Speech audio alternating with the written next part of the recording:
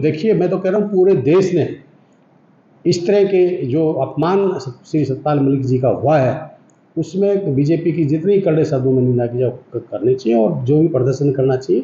तो हम सब का ही बनता है कि उनकी आत्मा की शांति के लिए हमने अपनी आवाज़ को, जिन्होंने देश की आवाज़ उन शहीदों के लिए, किसान के लिए अब उठाई है, तो हमारा सबका भी फर्ज बनता है उस आवाज़ को उठाना।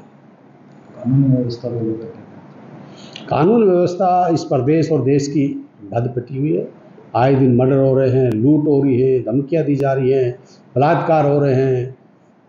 तो ये तो एक किस्म से मैं कहता हूँ कि जो बात आप कहते हैं, मुख्यमंत्री जी कहते हैं कि भी मैंने आदेश दे दिए, तो आदेश कहाँ है वो मुझे नहीं पता, पर पूर्ण रूप से आज मैं बताऊंगा कि पूरे प्रदेश में अफरा तफरी मची हुई है। पूरे देश में जब अगर कानून ही जेलों से चलेगा तो फिर आम आदमी, आपके नेता सुरक्षित नहीं, आपके पुलिसकर्मी सुरक्षित नहीं, आपके बिजनेसमैन तो सुरक्षित कौन है?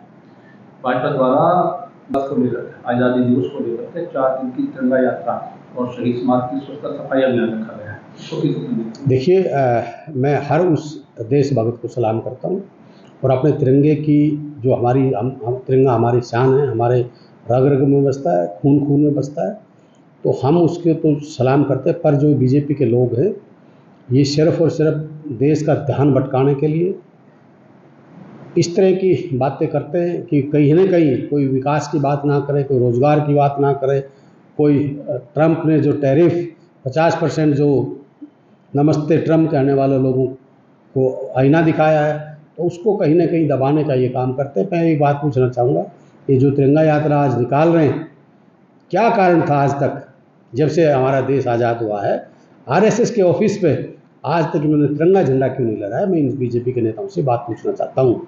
इतने बड़े देशभक्त है, ये उंगली कटा के शहीद होने से कोई बात नहीं। इस देश की जनता जानती है कि आज़ादी उन वीर शहीदों ने जो दिलाई है, उनको उनके तो ये उनके तो नाम से नफरत करते हैं। तो ये मैं इस बात का समर्थन नहीं करता हूँ कि अंत्येष्टि को लेकर के आजकल विपक्ष जो है आलोचना कर रहा है सत्तापक्ष भाजपा की, इसको लेकर क्या आप सोचेंगे? देखिए, धन्यवाद एक तो आपके मीडिया के साथ में। देखिए, जो सबसे बड़ी बात है, ये आलोचना नहीं है, ये उससे भी ज़्यादा एक बड़ा अपराध मैं कहूँगा जो सरकार का है। सतपाल मलिक जी, आदरणीय स्वर्गीय सतपाल मलिक जी हमारे एक वो राज्यपाल तक सीमित नहीं थे, 5 स्टेटों के वो राज्यपाल रहे, कैबिनेट मंत्री रहे, सांसद रहे, और उसको इस तरह का जो अपमानित करने का काम किया। एक जो छोटी मानसिकता जो है प्रधानमंत्री जी की, वो इस बात को दर्शाती है, क्योंकि उन्होंने खुले मन से और एक निडरता से उन्होंने अपनी बात को बेबाकी से देश के सामने रखा था। जो पुलवामा अटैक हुआ था, उस पर सारी बातें उन्होंने कही, और उन्होंने उस हर कदम जो गलत था बीजेपी का, उसके हर कदम के खिलाफ बोलने की जो चेष्टा उन्होंने, हिम्मत जो दिखाई थी, उसका एक अपमानित करने का उन्होंने इसलिए मन बनाया। और मैं कहता हूँ ये पूरे जो एक किसान कौम जो कहते थी, कौम को किसी की नहीं होती, कौम किसान मतलब सभी कौम आ गई, उनको ये हजम नहीं करते कि किसान का बेटा या मजदूर का बेटा या गरीब का बेटा को कोई सम्मान दे। एक तरफ ये कहते हैं कि हम हर उसका सम्मान करते हैं, और इससे बड़ा और अपराध क्या होगा जो इतने बड़े लीडर को, एक 5 स्टेट का गवर्नर रहा, कैबिनेट मंत्री रहा, सांसद रहे, उनको अगर इस तरह का अपमान है, तो ये देश इन बीजेपी को इस चीज़ का जो अपमान उन्होंने किया, इसका सबक जरूर देश की जनता सिखाने का काम करें। देश बिल्कुल ये द्वेष भावना है। आज तक कोई भी एक भी ऐसा कोई व्यक्ति रहा है, बताओ आप कि एक भी व्यक्ति कोई रहा हो जिसको राष्ट्र से सम्मान ना मिला हो? तो ये इन्होंने क्या कसूर किया? ये तो बिल्कुल सरासर एक जाती हुई है, एक उनका अपमान हुआ है, और देश का अपमान हुआ। उनका अपमान नहीं, देश का अपमान है।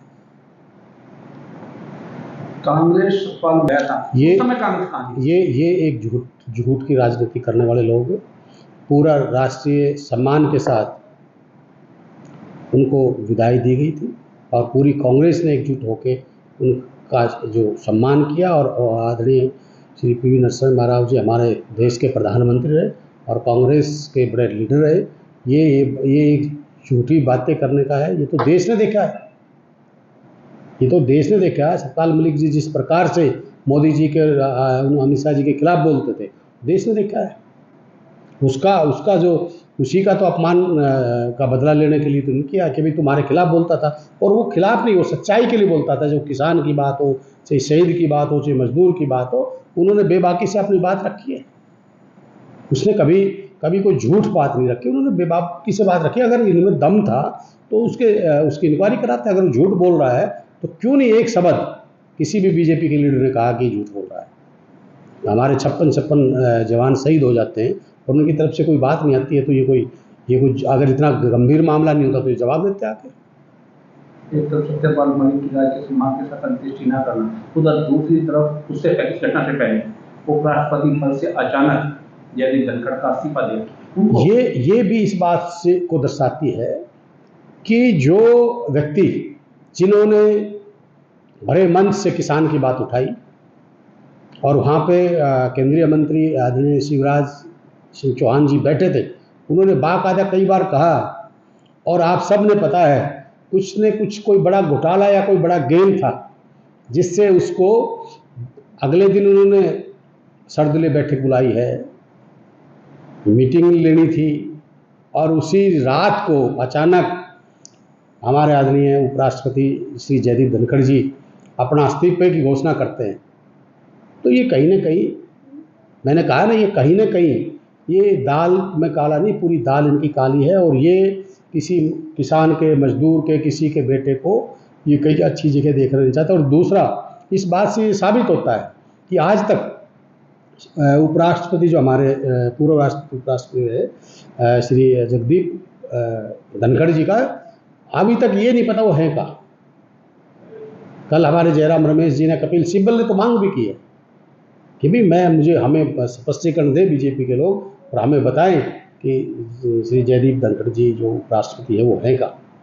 तो ये कहीं न कहीं ये हर उसका अपमान, हमारी राष्ट्रपति जी हैं उनको राम मंदिर में न्योता ना देना, ये भी तो एक उनका अपमान ही था। ये आदिवासियों की बात करते हैं, किसी के नहीं है, ये सिर्फ और सिर्फ सत्ता की लालसा और एक दूसरे को नीचे दिखाने की और घमंड और अहंकार की बात करने वाली पर कांग्रेस